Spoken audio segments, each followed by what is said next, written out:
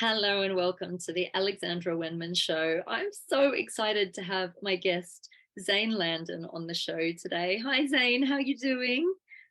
I am doing splendidly. How are you doing?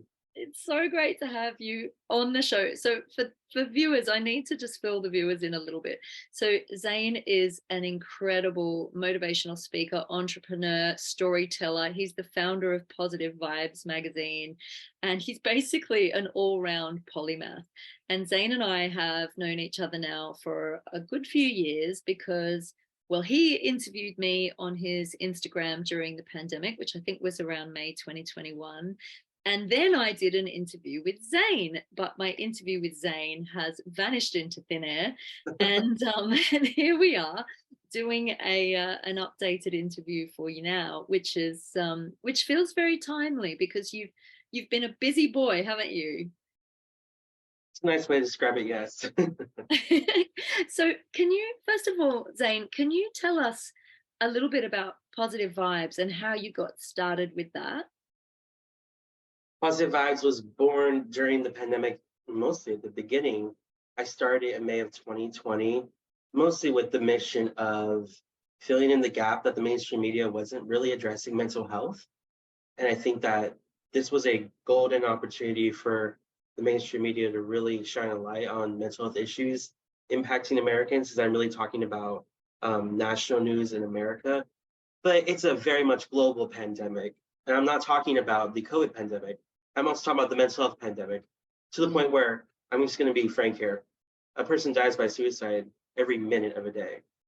So suicide is a very common thing. And it's not something I thought about as much when I started the magazine. I was just thinking about this thread that was connecting people, which was mental health. And I thought that really COVID kind of elevated consciousness, right? In a way where people were actually sharing empathy and kindness towards one another they hadn't before.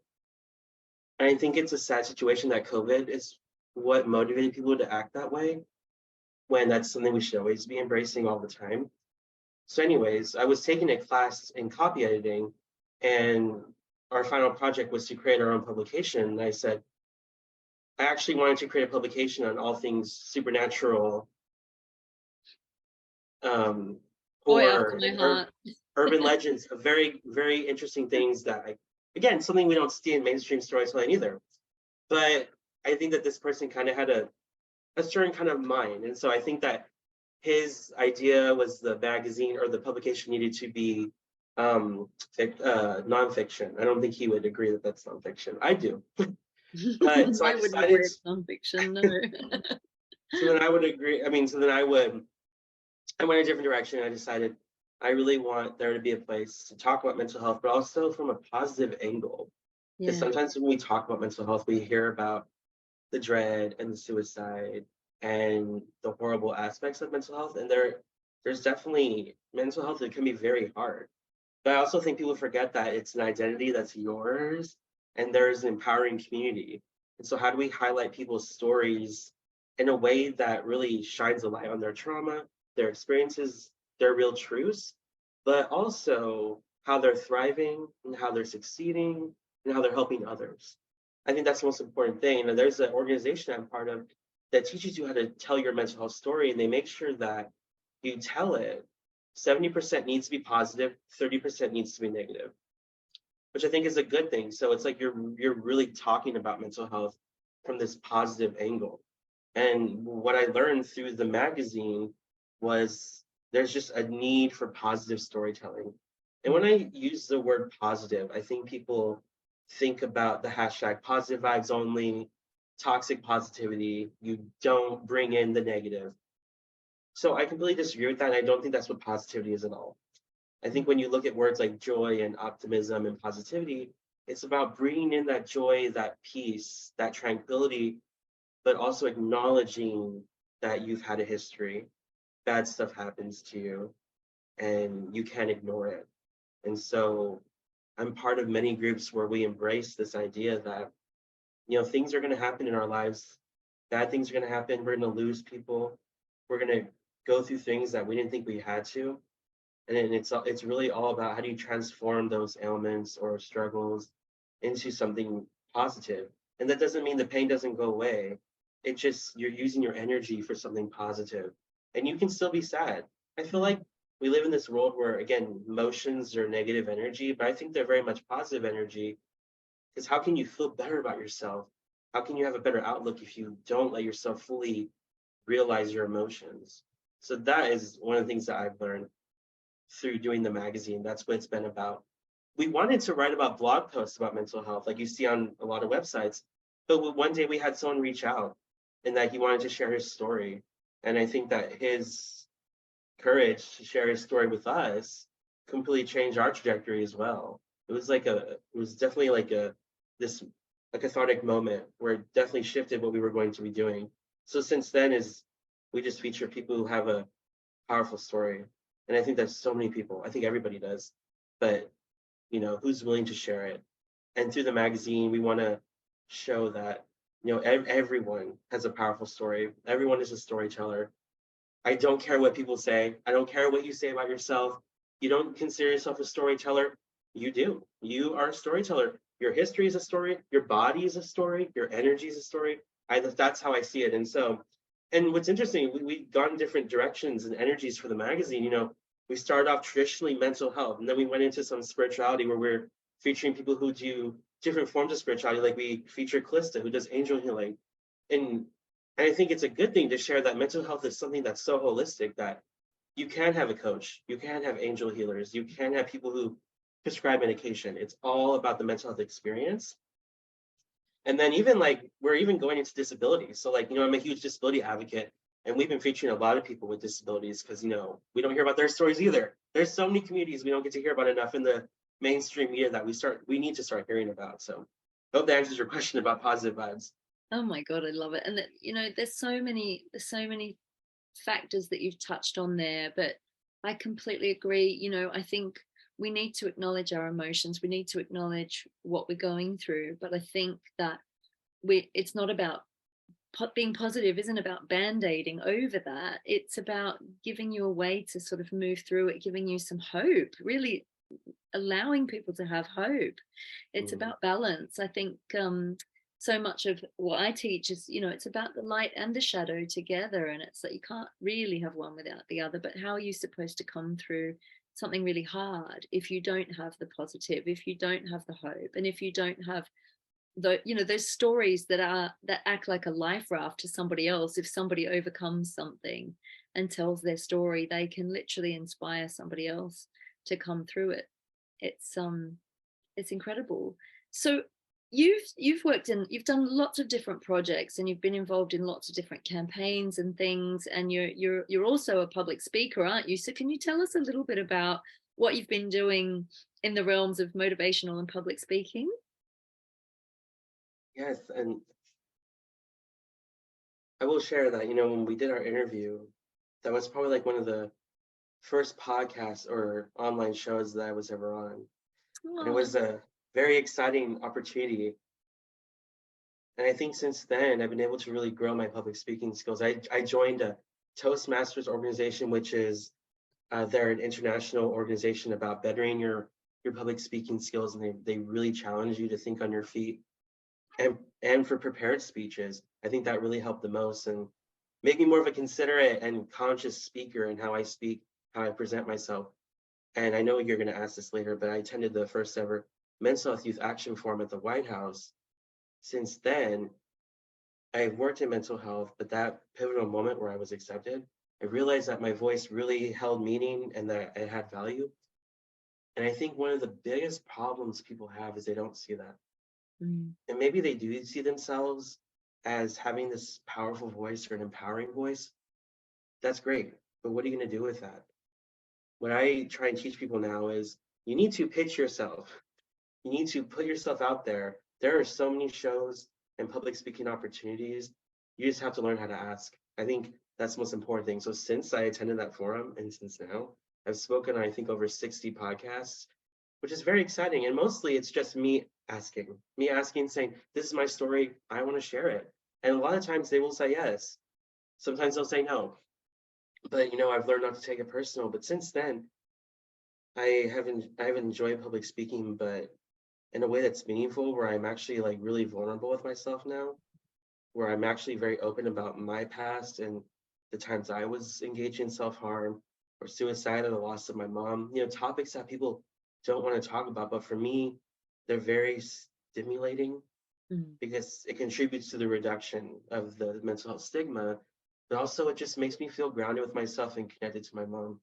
Every time I get to talk about grief or my mom, it's a good, pleasant reminder. And I'm very excited to continue public speaking in different capacities, but I'm very open about mental health, body image, things that I've never been open about before. But it's about time that we are, so people who are experiencing these feelings can actually see themselves and they don't have to feel alone. I love that, Zane. I'm so grateful that you are going out and talking about this stuff. I remember last time I interviewed you in the missing interview, I think it wasn't that long after you'd lost your mom.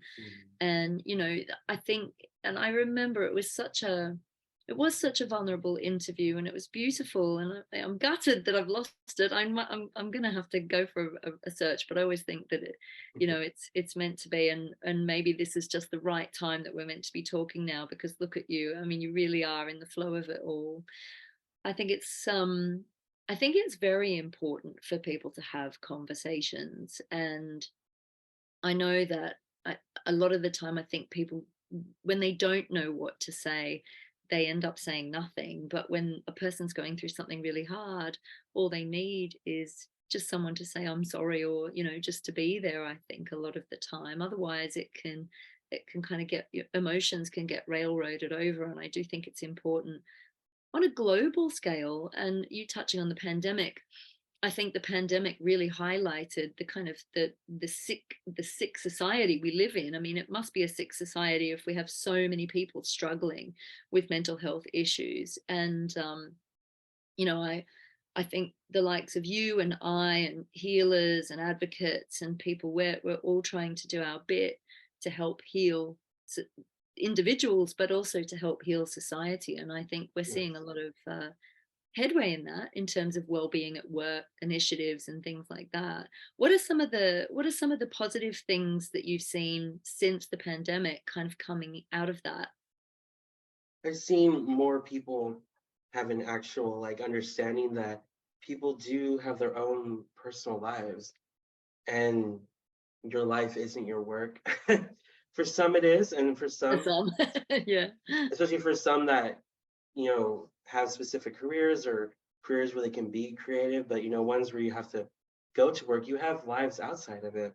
And I think that people are understanding that there's a balance that people need. And I haven't seen it like that since the pandemic, where since so many people lost one another, people were experiencing a lot of turmoil. And I'm happy that people were understanding of that. And I think that's something that came out of the pandemic, that there's this understanding that, your health and your mental health is more important than a report you have to download. I'm not saying that stuff's not important, especially for the scope of a business, but your well-being is more important though. And that's for you to decide. I think that's one of the things. I think also you should, again, a lot of social injustices have been highlighted from many different movements, especially mental health and disability. Mm. As a mental health and disability advocate, I've seen a lot of conversations around disability more so than I had before. Mm. And as a person who has a disability, it's exciting to see. Mm. There's still a lot of work that needs to be done, because if you even look at all of the DEI initiatives that happen you know, across different companies, only 4% include disability. So it's still a very small percentage of companies, but I think there's more of a conscious effort that we're seeing. And even when you look at philanthropy, disability organizations are actually very underfunded when it comes to people who actually donate to organizations. So there's so much work that needs to be done for disability. But again, I think a good positive from the pandemic was, you know, that these people exist. They deserve to be seen, and they should occupy space and be at an equal level as their peers or people they work with. And also another positive thing that came out was, I think that we've seen this and we've heard of this, but this was such a moment that don't take life for granted. Mm, And I'm not gonna say that's something that everyone learned because I don't think it is, but I'm gonna say for myself, I learned don't take life for granted because you never know if you're gonna have to be isolated. You don't know if you're gonna lose someone close to you like I did, and you never know what the world's gonna be. So I think you should try to cherish every moment that you have. And it's very easy to say. I don't always do it because it's mm, so easy to get wrapped up in your world and take life for granted still. It's such a very easy thing to do, but I try my best to remember and meditate on those moments that the pandemic kind of brought and mm. realize that, I'm in a good place right now and we should cherish the people around us, the memories, all that. You really astound me because you're still very young and you've accomplished so much for somebody so young, and you you know you're still growing it. You're branching out into all these different realms of helping people, and you know you're living your purpose. You really are. It's amazing. And now you've added, so you've got yourself a job at National Geographic. Can you tell us a little bit about that? Yes, okay. So I will share that I was, interning at General Motors. It was a company I really wanted to work at. I was interning with them in the summer of 2022, and I was doing diversity, equity, inclusion communications because I did also graduate. So yeah, that's right. We talked to me when I was a student. I graduated May of 2022 with my Bachelor of Science in Communication and PR. I interned at General Motors in the summer of 2021. I really enjoyed it to the point where I asked if I could come back. They let me come back and do a different form of communications. Again, I really enjoyed it. It was such a phenomenal opportunity. But the economy did what it did, and they had a hiring freeze, so I wasn't able to be hired. I came back to my university, worked there for 2 months on this first generation project to support first generation students. I worked closely with the chief communications officer. It was a really exciting opportunity. And during the time I was doing that role, I was looking for internal communications positions. That's what I was excited about. And it's pretty opposite of PR, because PR, you're going to be working with media and Yeah. external partners. That's not what you're doing with internal communications. So it's very different. But I just loved what internal communications does. I think it really strengthens the community in a company that, even in the job at National Geographic, I did an interview recently where I talked to the loading dock staff because people don't know that they exist and that these people are important that are doing these jobs and they don't get the elevation they deserve. So I think internal communication can be really empowering, exciting, and it keeps everyone at an equal footing of what communication is at that company. So I was looking for jobs that specialize in internal communications, and I found this job at National Geographic Society. And I say society because even though it's umbrella National Geographic, there's National Geographic Partners, which is the Disney side. And then the society is the actual side that funds the explorers. So the Mm, actual explorers, who are the photographers, the scientists, who actually receive grants, they receive it from the society. yeah. And we actually do work closely with partners, certain departments will. So it's not like there's a complete disconnect from Disney and the society. Anyways, so yeah, I applied for it and they were looking for 1 to 2 years experience. And I was just very happy about that because a lot of the roles I was looking for needed 5 to 6 years. I could spin it that I had that experience because I did, but it wasn't necessarily the postgraduate experience that I think they may have been looking for. So, and this was a time where I was struggling because I was looking for a role, and you get wrapped up in your head when you're looking for your first job because you're not finding anything. It's a process everyone goes through, and Mm. I didn't think I would find anything. I constantly thought I was a failure. I think it's a very normal thing. And Isn't it so, amazing? Isn't it amazing that even after everything you've accomplished, that yeah, you could still feel like that? And I think that's important for us to maybe touch on a little bit, because it is a mindset, I think, isn't it? Success, failure, like, even you can tick all these different boxes. You can be doing so much. And this is where maybe the mental health aspect does come into it, like so many people really struggle with it, don't they? They can do loads, and it still is that little program in the head that goes, oh, you're not doing enough. And look at you, you're flying. It's incredible. yeah, it is. So for me, when people ask me about what that experience was like and how do you get out of it, I just like you just kind of have to remind yourself that you're going to be okay. Yeah. And again, not everyone's circumstances are different. Um, but the people I'm talking to, remind yourself that you're okay. Take it one day at a time because you will reach that point. You will feel proud. Remember to feel proud because it's so easy to forget that. You get the job and you start doing the job in your first or second week and you forget you're here. Look what you accomplished so much to get here and you forget to celebrate yourself. So I think that that's one thing that we don't do, a lot of people, and people struggle with that. But yeah, I think I often, not often, but I view myself as a failure sometimes. And I think being an overachiever kind of, I don't want to say that. Like I identify as an overachiever because I feel like I've done a lot, and I did probably too much in university. But I think that, how do I describe it? I think it hurt me more Mm. because when I see people getting roles, and I've had a lot more experience than they have, it impacted me more because I go, I've literally done all this stuff, and I'm not even getting a role yet. So I think it actually hurt me more Mm. because I'm not saying I expected a role, but I was expecting like some interviews though, and I wasn't getting any. And again, I think that's a very normal thing because the job market's so competitive. But you just forget that. You forget the logical side of things and you look at it, and of course you blame yourself. You think it's your fault when maybe you didn't get something because it just wasn't a fit. And maybe that, Exactly. and Sometimes the again, just, universe like steers you that you're not meant yeah, to get something because you're meant to get something else, and it's I steering you agree. to shape you.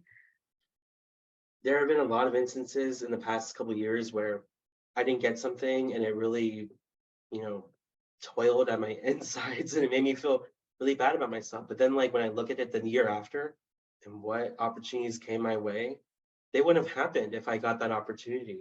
Mm. And so I try and look at it that way, that, rejection is really redirection, or the It universe really is. is, I like that. or, yeah, Recoining it.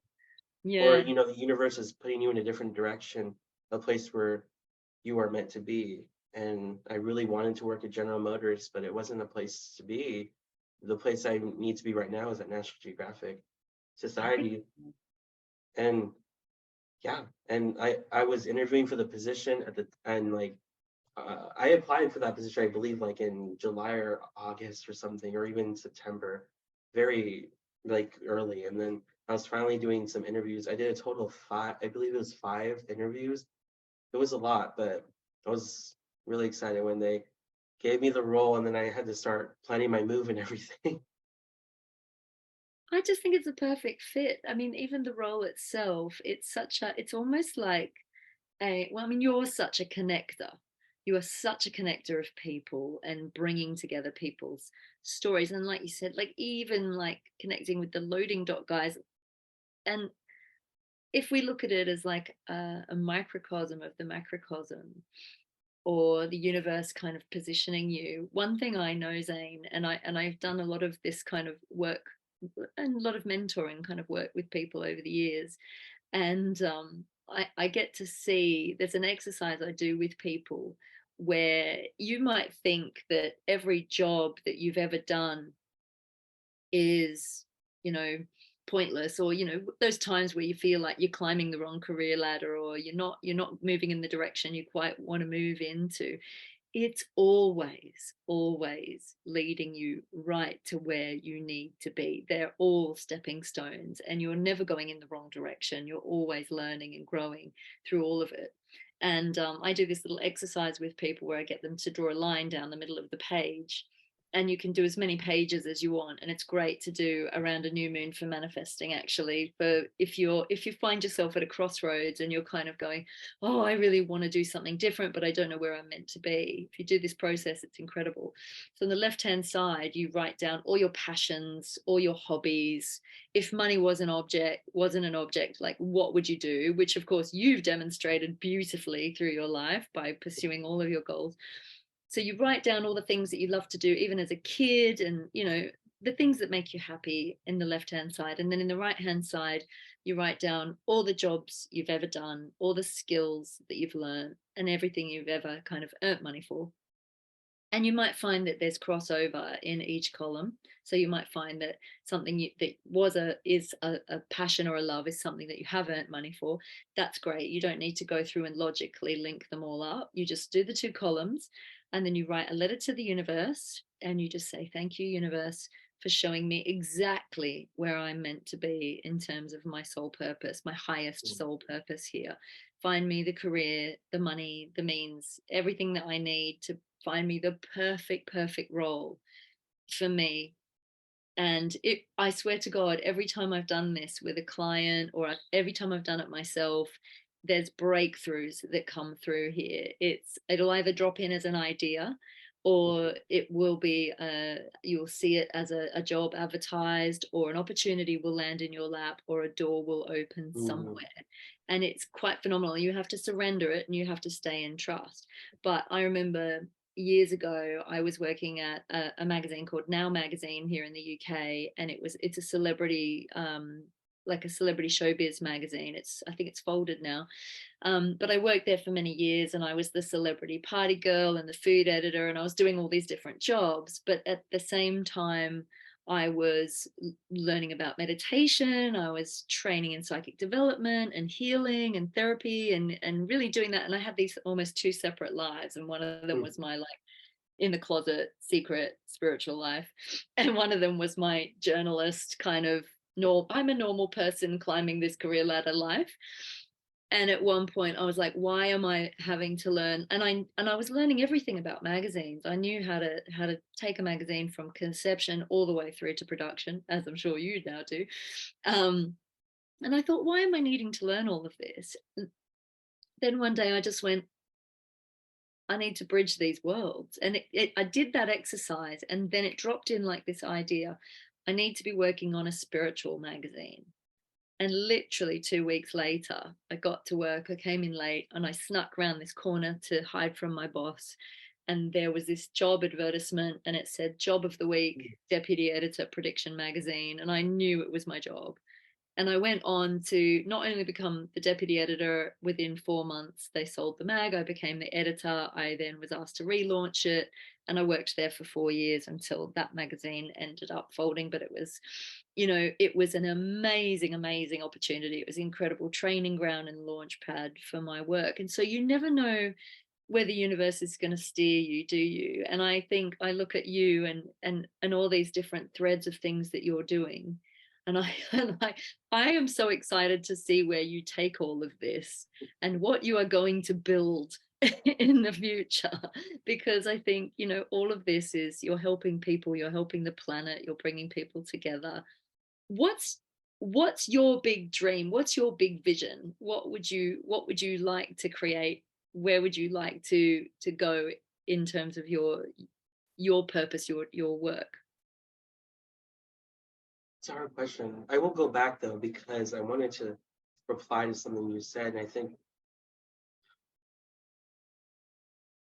how do I say this? I feel like our minds need to be aligned with the universe though, because if the universe is guiding us, but we're not open to their guidance, we're not going to see the signs.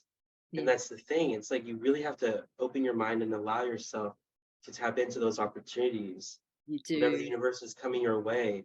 Because there are many people that share that they don't see signs, they don't see miracles. And maybe you don't. But the problem is are you open to that they exist? Are you open to the opportunity? And I think a lot of people hold themselves back. Yeah. And I think that's the saddest thing is and I'm not saying like I completely tapped into my potential or anything like that, but I still claim ownership that I am open to different opportunities, things that come my way. I think every person I meet has a purpose. Doesn't mean it's a huge significant purpose, but I think every single person you interact with, everything that you do is aligned with your path. And so you have to be open to the signs, interpretations that come your way, because if you're not, you may not take advantage of that opportunity that the universe was maybe throwing at you almost in a way. I remember one of my favorite shows is X-Files. Oh, I used to love the X-Files. Yeah. I love that show, and I get so emotional watching it, mostly because my mom and I love that show. And there's one episode, I don't remember what it was. It was just it was one of their religious episodes, which I absolutely adore. And at the end, Scully is confessing, not really confessing, but she's saying, "Are there miracles that happen beyond like the scope of reality, conjured by just God?" And then I don't remember what he says, but I remember her saying that she's scared and afraid that God talks to us when we're not listening or when we're not willing to listen. Uh, I get so emotional hearing that because I feel like it's just still so relevant in that there's so many things happening in the world, like good things and signs, but a lot of people just aren't open to it. And then they don't see their potential. And a lot of times people don't see their potential because they're also afraid of what they'll become. You know, that very famous Marianne Williamson quote, which is, I don't remember what it is, but it's saying that, who am I to be beautiful and gorgeous? And in the way you're letting your mind take over and you're letting those insecurities be elevated and you don't kind of let yourself have that full potential. Anyways, I want to answer your first question of No. where I want to see myself. I don't know. Such a hard thing. And just like we said, like we don't know what the universe is going to throw our way. We don't know what path we're going to be on, but I do want to be on a path that I'm on though, with the purpose of helping others and speaking about my experiences and owning my own truth. And the reason why I'm very ambiguous about that is I want to be helping people, but I don't know what that's going to look like. Yeah. Maybe in 5 to 10 years, I'm passionate about mental health, but it's not something I really talk about anymore. Maybe I'm going to be talking about something else. Maybe I'm going to be running a business. Maybe I'm going to be, I mean, I'll of course definitely be probably working somewhere else, but in what capacity and what does that look like? So I'm very open to what my future looks like, but I do want to keep that purpose of just doing good. And in a way, like you said, connecting people. That's the one thing I would love to do and just keep doing. That's beautiful, and it's staying in the flow, isn't it? Because you, like you say, you never know when you're going to get a curveball thrown your way. I love Yeah. it. I wanted to ask you. So we're talking about obviously, um, listening to the universe, listening to those signs, but also the fact that we're all human. I mean, I struggle too. I struggle day to day. Like the self belief thing is huge, and I think a lot of it goes back to our childhood or our upbringing or whatever that is. How, can you share some just little tips and techniques that you use to help kind of align yourself if you're feeling a little bit blue or a little bit down or a little bit caught up in the self-doubt? How do you bring yourself back to your center and kind of get back on track? And this is very hard because like when you're in that mindset, you kind of want to stay in that mindset. Mm. You want to consistently stay in it. And so when you're feeling depressed, you want to feel more depressed. And that's how I've seen, and that makes sense. Sometimes I think that's why when we feel sad, Yeah. we want to listen to sad music. We want to feel this emotional consistency. And so, but for me, it's like try to challenge yourself and think about yourself in a different way. Try not to think. Sometimes I even say, yes, think in the moment, but think about your future. Mm. Think about what you're accomplishing. Are you on the path that you want to be? And so for me, when I do feel down, uh, I just try to remind myself of the things I accomplished. I try to remind myself of the memories of my mom. And I Mm. think that, I always have to hear her voice. If this is what I would want my mom to see or what path she would want me to see in myself in. But even like, and just try to surround myself with people who bring out the best in me. I think Mm. that's another thing too. I Really. think like a lot of times, how do I say this? Like, I think that's actually one of the most important things you can do. And then that's hard though, because some people don't have people. And I'm not saying I have anyone either, because I'm kind of alone in a way in DC, and it's really hard. But luckily, my partner came, and I still try and stay in contact with my family. But I have just found corners and groups that have helped me a lot, and they exist. I think you just kind of have to have that inner courage and join something. Like for me, I made a really good friend through this Buddhist organization, Buddhability, Oh, I and love that bootability. That's cute. that's their Instagram handle. I love it. Yeah, and I first learned about it because my professor, you know, is Buddhist, and she mentioned it, and I was like, "You're Buddhist? That's interesting because I've always wanted to learn more about it." And she's like, "Well, I'm part of a chapter. You should join." And so sometimes even asking, "Where can I find religious sanctuary? Where can I find mental health support?" Just asking someone, and they might know, and then that could bring you to a group of support. Mm. And again, there's so many organizations out there, and I joined the organization, last year, and it's just been just a joy to learn about the different scriptures, the different ideologies, the different ways you see yourself mentally with Buddhism. It's really exciting. I'm still very new, so I don't know too much still, but it's definitely helped me find like my inner peace, and I've just connected with people and just hearing their stories. And like, there's even a mother on the calls that always talks about her daughter because her daughter died in a motorcycle accident. And I was just like, I cannot wrap my head around being a parent, experiencing that. And I was able to share about my mom. So her and I connected in a way, Mm. very different circumstances, of course, but this thread of death was what connected us. But just so many people go through so much, but just having that community and that support is what's most important. And I'm not the biggest fan of, there's like a lot of times where you have to love yourself. You have to follow the path of self-love. You do, but you don't have to do it alone. I don't think self-love is something you do by yourself. I don't think there's anything wrong with people loving you, and you just eventually love yourself. You don't have to do everything on your own. I think a lot of people mistake that you have to always be independent. You always have to be moving along by yourself. There's nothing wrong with having a community. And if you don't love yourself, but a community brings out the best in you, and you do love yourself eventually, who cares how you got there?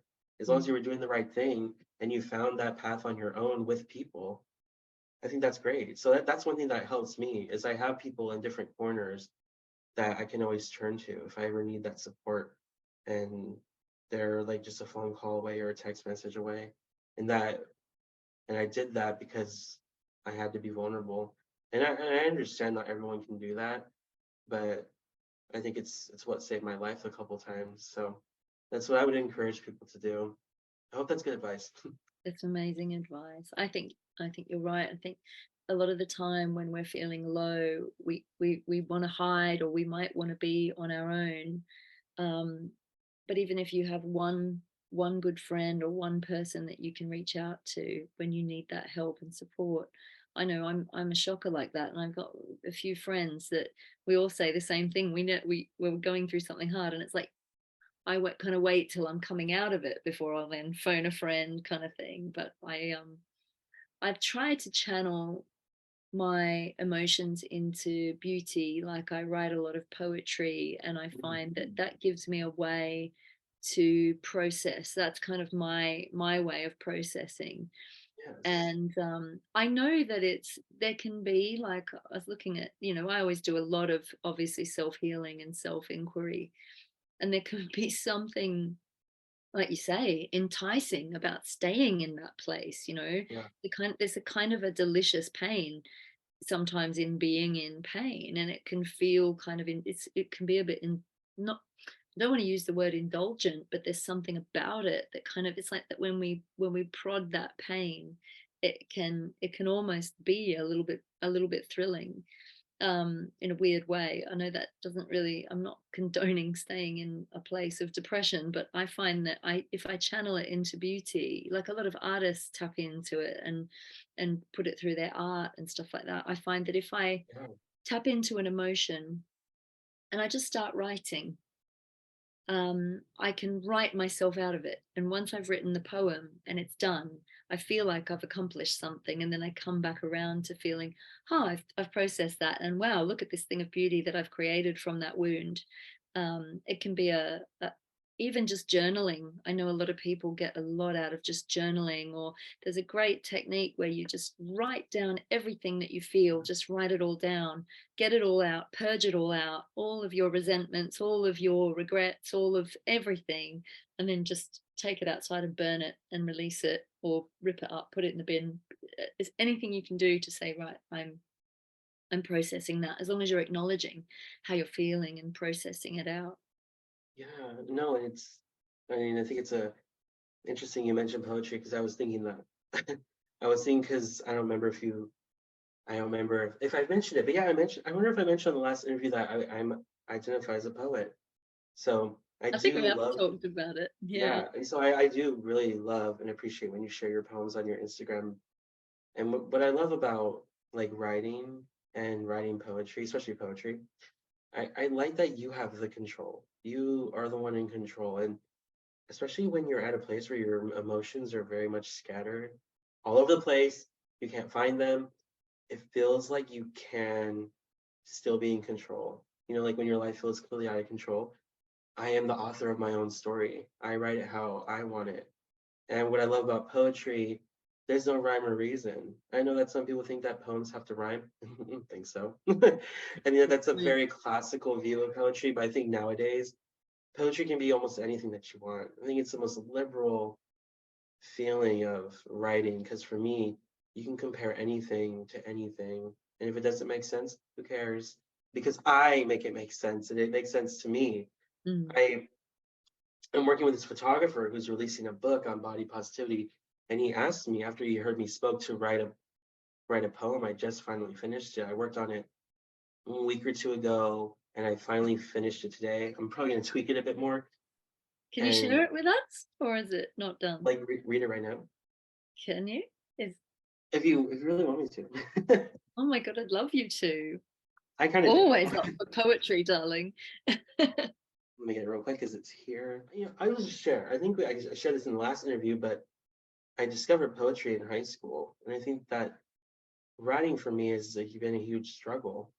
There was a time where I had a very difficult time writing, and my mom was very concerned. She was really worried. She's like, "My son is not grasping how to write," you know, and she didn't say that to me, like she didn't say it, but she told me later that she always feared that was gonna always have a hard time writing. And I thought that too.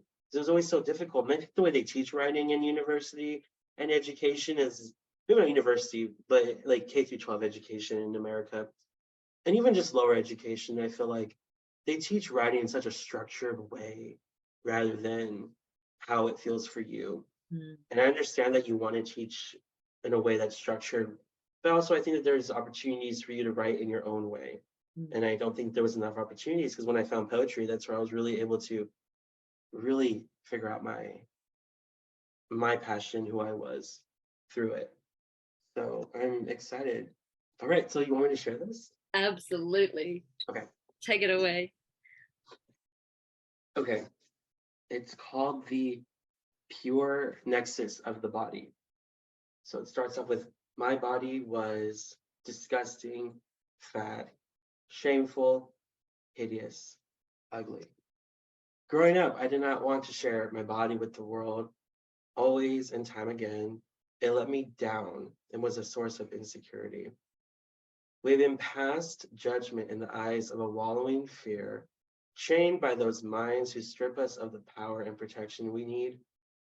We are slaves, controlled by the oppressors, and abandoned by our own hearts. We walk naked in a barren field, powerless of our autonomy with each step. But as the physical pain swells in our souls, it serves as a wise, ageless teacher. At the root of nature, our bodies tell untold epics of history and culture. Believe it or not, each person carries a scripture of ritualistic uniqueness. Living is storytelling, and existing is emulated beauty we don't visualize. We can paint our journeys with volunteers, reminiscing who we were before. Our consciousness wages war at the exterior and is tragically orchestrated. As we face our reflections at the battlefront, where is the grace we deserve? The body is more than a mere vessel protecting the fiery, cool soul. Everyone was delicately sculpted in divinity from the hands of Mother Nature. Since our bodies were envisioned by her tender prowess in the gifts of life, we shall not treat our bodies how the we shall treat our bodies how the vast ether should be treated, like a universe. The mysterious cosmos desire kindness and empathy, and we must demand it. We rightfully deserve the equality of respect others expect from us. This plane has a short timeline, so each moment should be sacred. Life bleeds a spectrum of colorful humanity, celebration, and community. But even in death, we willfully commemorate the body in nostalgic ash, being mystically reborn in the next stage of their life as a phoenix, or hugged by the ground's deepest roots to recycle your love for the earth.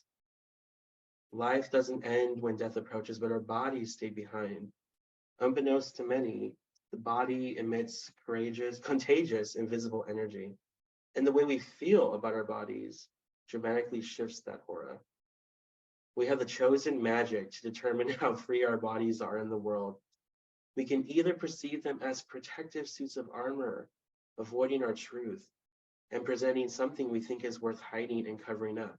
Or we can be perfectly nude, full of valiance and valor, expecting unexpected crusades. Finding a mindful balance so you can peacefully find security is the key. The body is resilient, and every personal grievance is a reason to appreciate. Scarred, burned, disabled, big, skinny, small, short, and multicultural bodies deserve unconditional love, and the shackles of hate won't bind us anymore. We have untapped mysticism that we've convinced ourselves was forbidden. If you believe it's gone, dive deep into your heart to retrieve what is yours.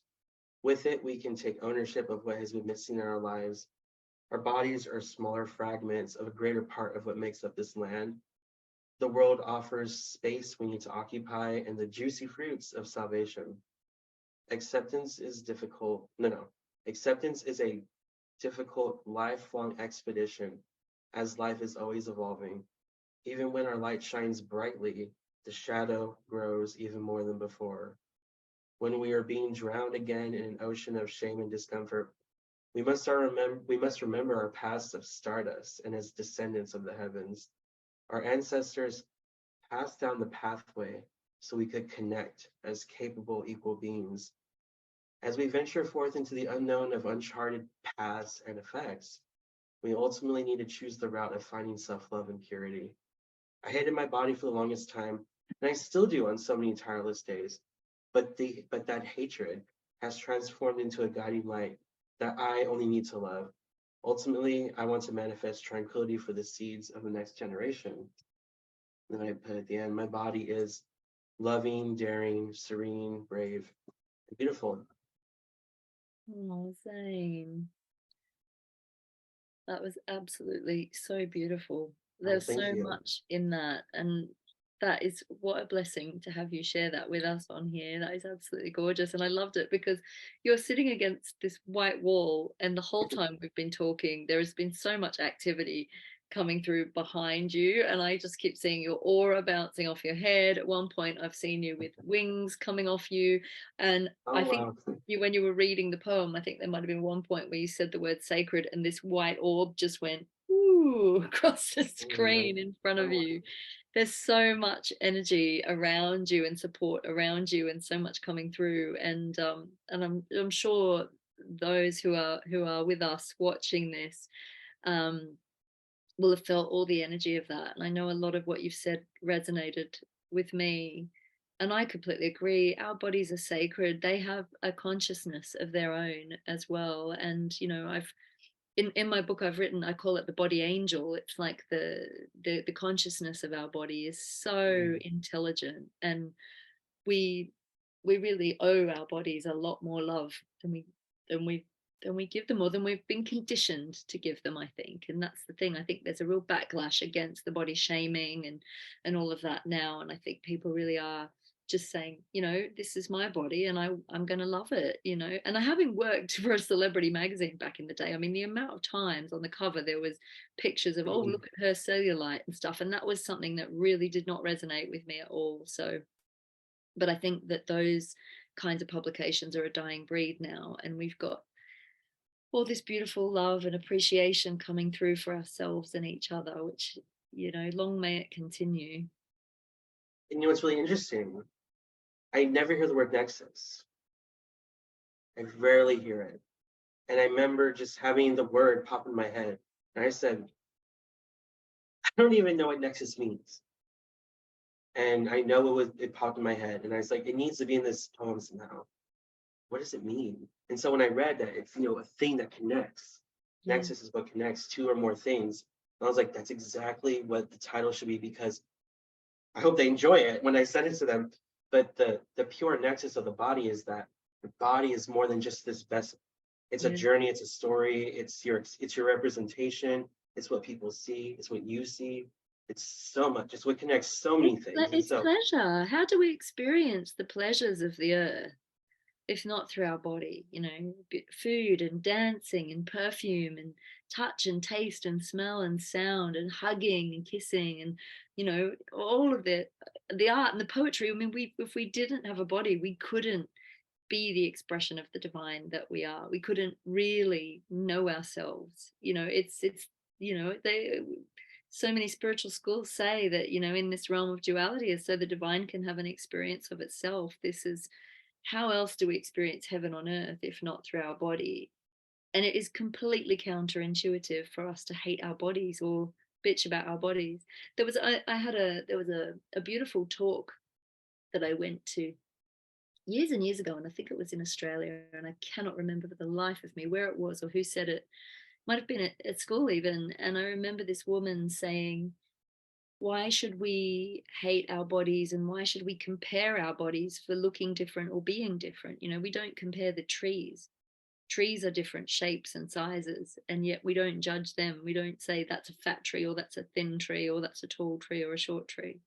Trees are equally as beautiful, for who and what they are. And it's the same, it should be the same with us. And I think that I always remember that. I always remember that. yeah, there's a beautiful lesson in Buddhism. I can't remember completely what it is, but it's like it's again not exact. But it's like the plum, the apple, the grape. You, why would you ever compare an apple to a plum? They're very different. They're never going to be the same. They're never going to taste the same.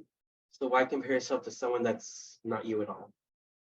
And I think it's a hard thing. I'm not saying it's easy because I compare myself to people a lot.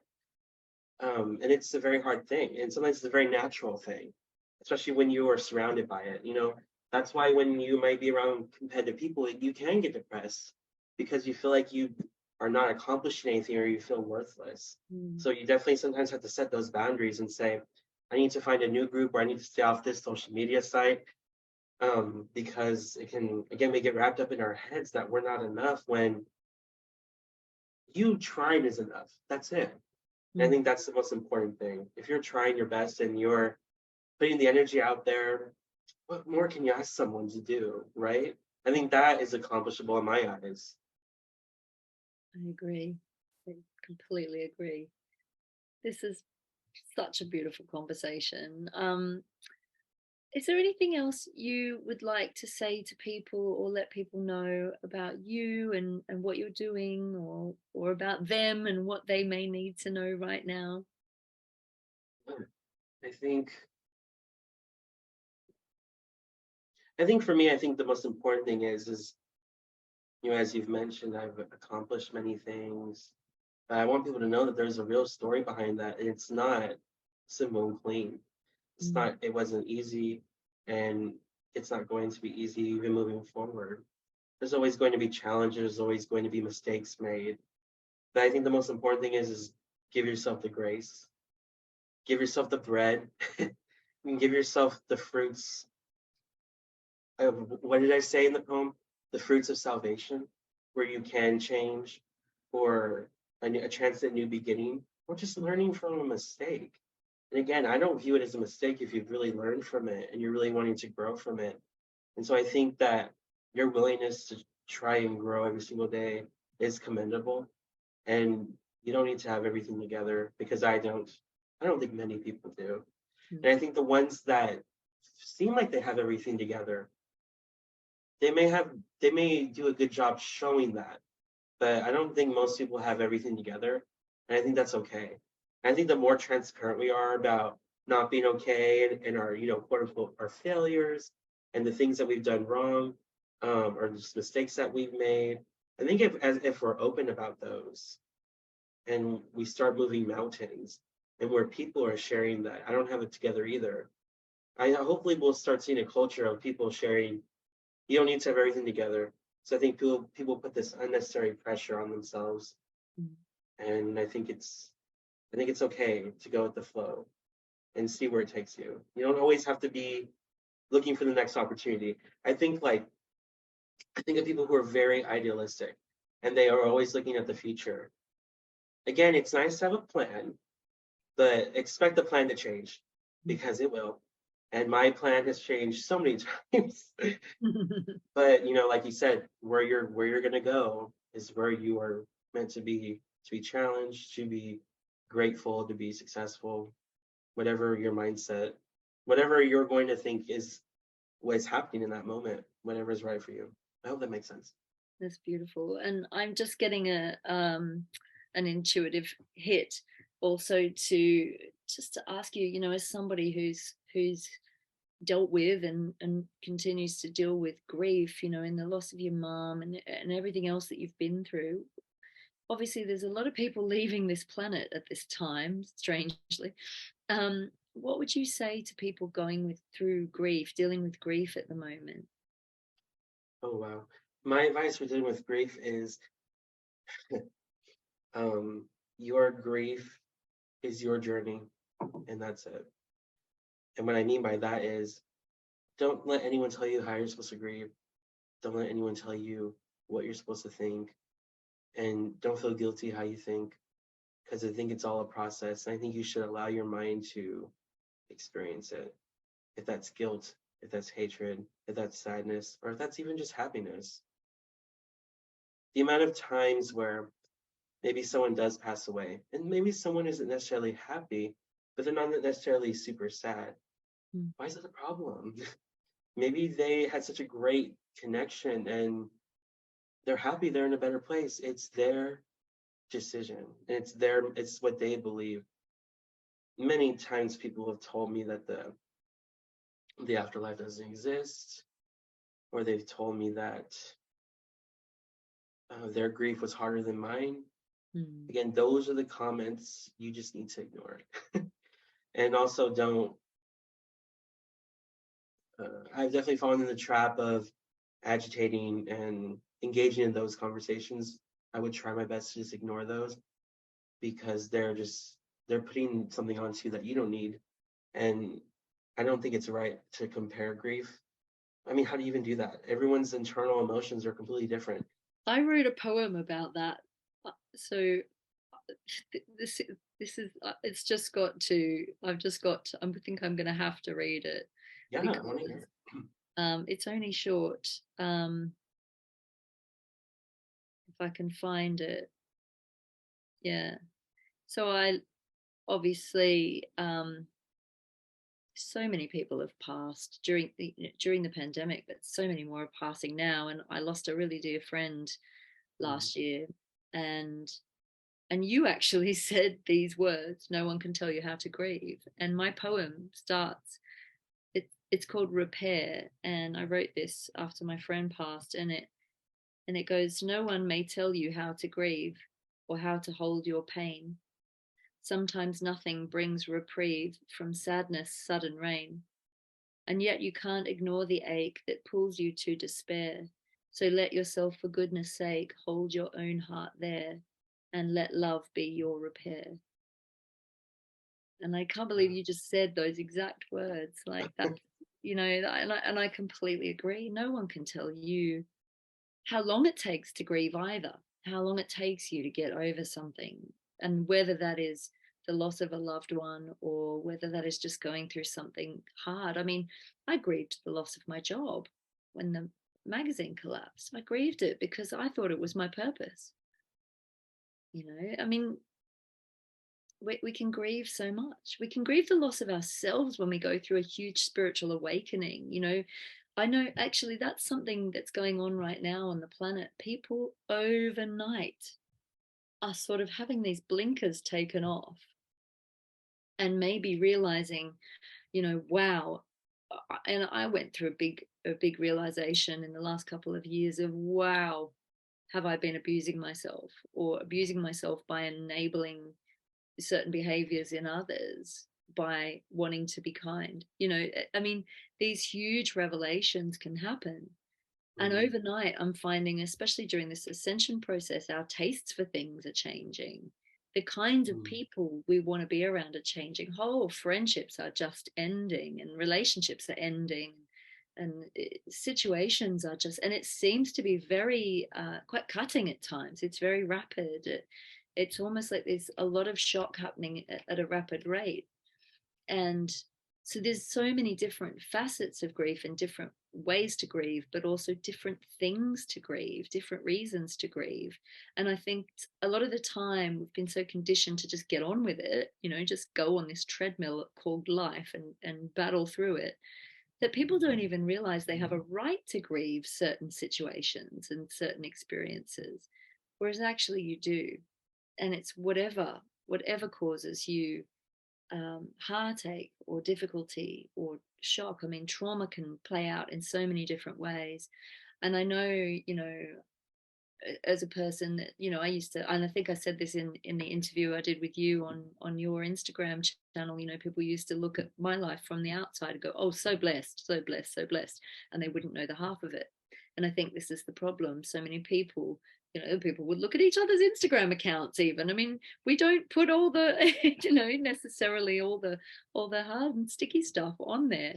So I think that this is having conversations like this and the work that you do, the storytelling, knowing each other's stories, but also just cutting each other some slack as a humanity, you know, having more compassion for each other and trying to understand that just because we don't see what somebody is going through doesn't mean that, you know, they're not going through something. And I think that there's probably everybody's going through something at the moment that they could use some compassion for. So we're all just, as we say, walking each other home. Yeah, wow. No, I really resonate with being able to grieve really anything you can. If it really is a, and I didn't take a class on grieving, but I took like this basic philosophy class, and part of the third of the class we talked about grief. It was a very interesting definition. It actually makes the most sense, and it was we have these practical identities, and that we grieve when that person or thing shaped our practical identity. Makes so much sense because that's why we grieve people we don't even know. Like we'll grieve an artist or a singer, and we didn't even know that person, but their music impacted our identities and shaped who we are. And in a way, we're losing like a piece of ourselves, and it's very interesting. And that's why even when maybe a book or a movie is very, very close to you, and maybe a character dies, you can grieve that character. You can, because that character influenced you so much, and there's nothing wrong with that. Um, so I absolutely love that. And thank you so much for sharing that poem. I think it's really beautiful. And I really hope that we can come to a place where, of course, COVID was a great opportunity where we could have been more open about grief and how do we actually talk about it? How do we heal through it? Because I feel like before grief was something that just happened to people, but this was like a collective thing that was happening to so many people. We were seeing it. So I hope more people can be very open about grief and what death means, because I see it as, I believe in the afterlife. I believe I'm going to see my mom again. It's going to be a interesting moment, very overwhelming on what it's going to feel like whenever I die, or 60 years later, of how long I didn't have her and how much I'm going to have to, you know, Zane, you um, can meet her now. You know, right, right. yeah, you know, people. A lot of people do mediumship. I do. I take people on Yes. a process to actually connect with their loved ones themselves. We should do it sometime. I'll do it for you sometime if you'd Yeah, like. no, when I'm ready, because Yeah. yeah, no, I've always wanted to work with a medium. I'm always a little scared to just being able to feel my mom's presence in that way is a little scary, but it's something that I am open to. So we'll definitely talk about that. I think there was one more thing. I don't remember. Oh well. No, I know I for some reason I wanted to mention this because you mentioned the kindness, and for some reason, on my mind I've been rewatching scenes from Ever After. If you ever saw that movie? I didn't see it. No. Yeah, it's like it's a retelling of Cinderella, but it's really tragic. It's I think it's the most real version of Cinderella because there's actually like no magic, and it explains a lot more than, and it shows like how horrible she has it. And I'm just thinking of that just because she's always been an inspiration to me. And I know people that will say she's not because she was in an abusive environment and she's not teaching people how to get out of it. That because she took the abuse. Mm. I think it's a really ignorant thing to say that when someone's in an abusive relationship that you can just expect them to leave and Sometimes be. the psychological abuse is the biggest part of any abusive Yeah. situation. It's there's a lot more to it than just upping and leaving. Yeah, so that's why she's a huge inspiration for me because what saved her life was her kindness. Mm. And that even though she was practically a slave in her own house, that she still upheld beauty and kindness and courage, and that's what saved her. Mm. Not some man, it was her kindness that really saved her. 'Cause I know some people have gripes with that too, but for me, it's like what Some saved her people might was. say that was people pleasing. We can't get it right ever, can we? I know, It's but really hard. in my mind, what saved her life was her being kind and what she went through, and she still was this really kind and gracious person. Is Mm. a huge inspiration because that's what I always want to do. Is even when I'm going through a lot, I always want to make people feel good about themselves and positive. So yeah. Oh, Zane, you're a huge inspiration. And obviously, all the sharing of stories helps people to heal as well. I think it kind of gives us um, permission to share our own stories, and that is like this beautiful tapestry, this beautiful thread Mm. that keeps us connected and keeps us connected through that web of kindness and understanding. So um, I'm having a bit of a throat chakra issue talking about storytelling, so clearly there's a message from the universe here for me. But could you just share some information about how people can find you and get in touch with Positive Vibes and all the work that you're doing? Yeah, Positive Vibes magazine. That's what it's called, and then you can type that in. Hopefully, it comes up. But also the hand or the like website is positivevibesmag.com, and then that's the handle for all the social channels. We're always looking for people to feature and also for writers if you're interested. And then the last thing is you can connect with me personally. I'm super active on LinkedIn and Instagram, and it's just my name as easy as I can for people to find me. So just type in my name and I'll come up. Wonderful. And obviously, as always, I'll put all the links below and some info about Zane and where you can find him and his fantastic work.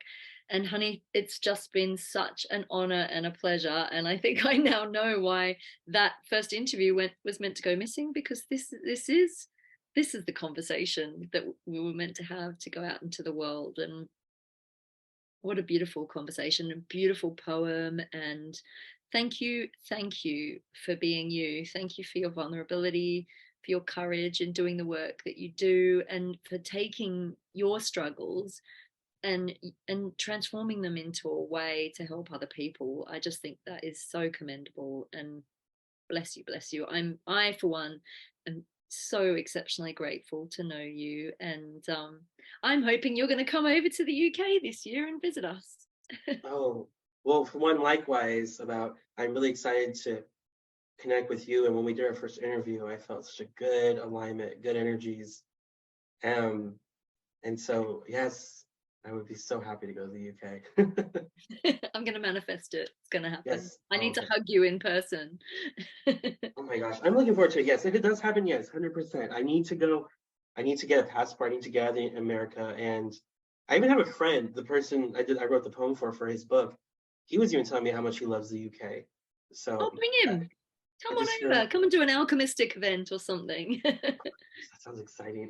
If you all are doing the conference, I'll even let him know and see if he would be interested. Amazing, amazing. And then maybe we need to fly over your way and do one out there. Who knows? Oh wow, wow. Well, thank you again so much. Yes, great conversation.